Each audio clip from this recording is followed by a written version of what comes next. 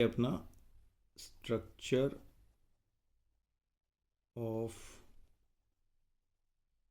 Antibody.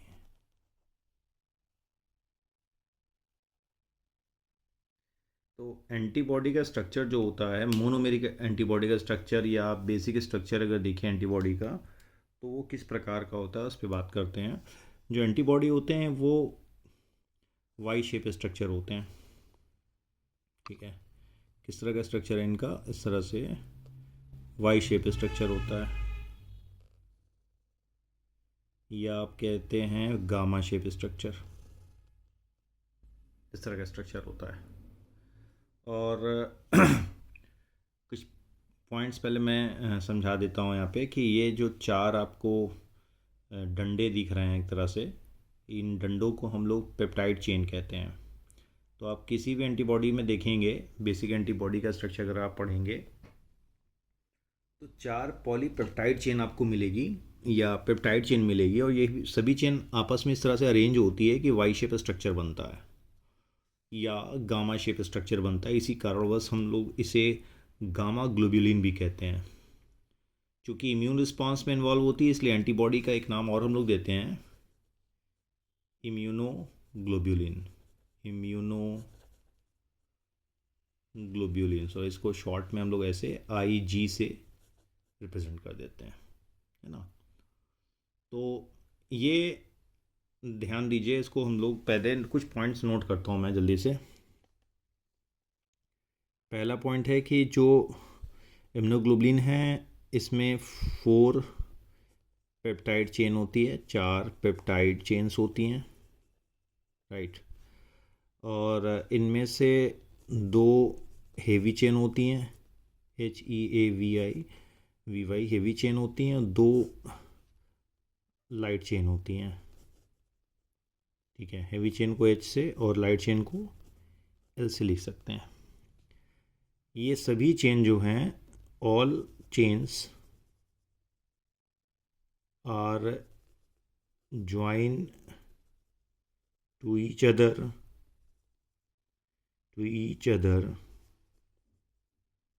by disulfide bonds। ठीक है, disulphide bonds के थ्रू ये आपस में जुड़ी होती हैं और form capital Y shaped structure. ठीक है, कैपिटल वाई शेप्ड स्ट्रक्चर बनाती हैं। अब थोड़ा सा मैं डायग्राम पे आता हूँ। तो ये 4 चेन आपको दिख रही है, इसमें से ये और ये, है ना, ये दोनों लाइट चेन है, और ये वाली जो 2 आपको दिख रही है ये दोनों हेवी चेन है। तो कुल मिलाकर 4 चेन हो गई, 1 2 3 और 1 4। सभी चेन आपस में जुड़ी हुई हैं, कौन से बॉन्ड के थ्रू? डाइसल्फाइड बॉन्ड, है ना। इनके बीच में डाइसल्फाइड बॉन्ड होगा। यहाँ पे मैं इस तरह से दिखा देता हूँ, डाइसल्फाइड बॉन्ड प्रेजेंट होगा, राइट। तो ये स्ट्रक्चर बन रहा है।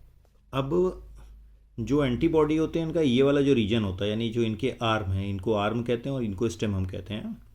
ये वाला जो रीजन होता है, यहाँ पे कुछ स्पेशल अमीनो एसिड होते हैं। अच्छा, आपसे मैं पूछता हूँ कि अमीनो एसिड क्यों होंगे? तो सिंपल जवाब है कि जो एंटीबॉडी हैं they are the chemically proteins. तो proteins are made up of amino acid. तो यहाँ पे कुछ स्पेशल अमीनो एसिड होते हैं, and that amino acid make a structure या पर्टिकुलर रीजन बनाते हैं। जो इस डिज़ाइन से बना रहा हूँ इसको बोलते हैं antigen binding site. Antigen binding site, ठीक है। तो किसी भी एंटीबॉडी में अगर आप देखिएगा तो आपको एटलीस्ट 2 एंटीजन बाइंडिंग साइट मिल जाएंगे, एक और एक ये 2। तो एक एंटीबॉडी एक समय में कम से कम 2 एंटीजन के साथ बाइंड कर लेगा, एंटीजन बाइंडिंग साइट जिसे हम लोग कह रहे हैं, राइट। नाउ आगे आते हैं। तो यहीं पे ये क्या है आपका?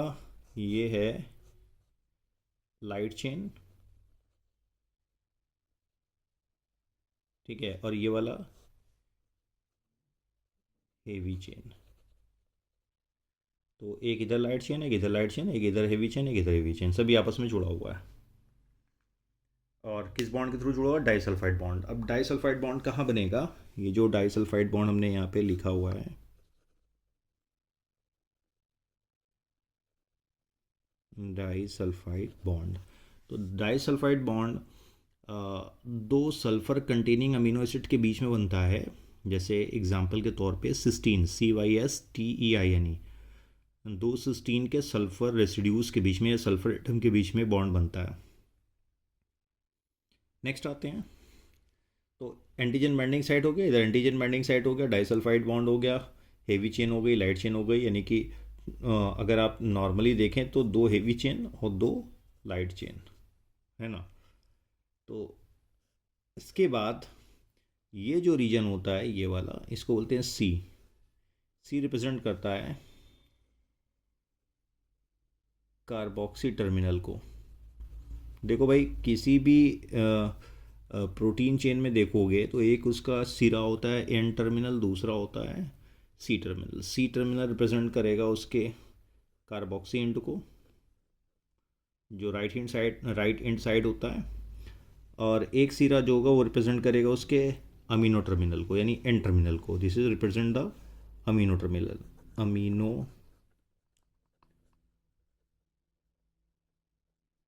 टर्मिनल।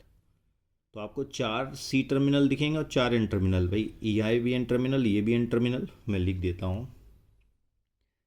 ये भी एन हो गया, ये भी एन हो गया, ये भी एन हो गया, ये सी टर्मिनल, ये सी टर्मिनल और ये सी टर्मिनल। ठीक है ना। नेक्स्ट, ये रीजन जो है इसको बोलते हैं हम लोग variable region. This is called variable region. ये वेरी करेगा according to the type of antigen, change कर सकता है, फ्लैक्सिबल हो सकता है। ये रीजन कहलाता है हिंज रीजन। हालांकि फ्लैक्सिबल तो यही रीजन होता है, हिंज रीजन। ठीक है। ये जो नीचे रीजन है ये वाला और ये, दिस इज कॉल्ड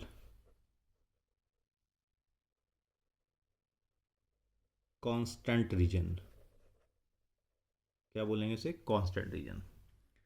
तो आपने क्या देखा, एक मोनोमेरिक स्ट्रक्चर एंटीबॉडी का जब आप बनाते हो तो कुल मिलाकर चार चेन मिलता है, जिसमें से दो लाइट चेन होता है, दो हेवी चेन होता है मोनोमेरिक स्ट्रक्चर में। और ज़्यादातर एंटीबॉडी जो आपके शरीर में पाए जाते हैं वो मोनोमेरिक स्ट्रक्चर होते हैं।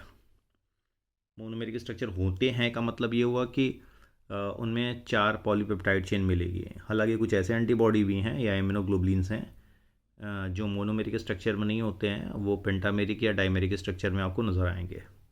उनकी बात कर लेते हैं जल्दी जल्दी। यहाँ तक आपको समझ में आ गया होगा? कोई सवाल होगा तो आप कमेंट कीजिए।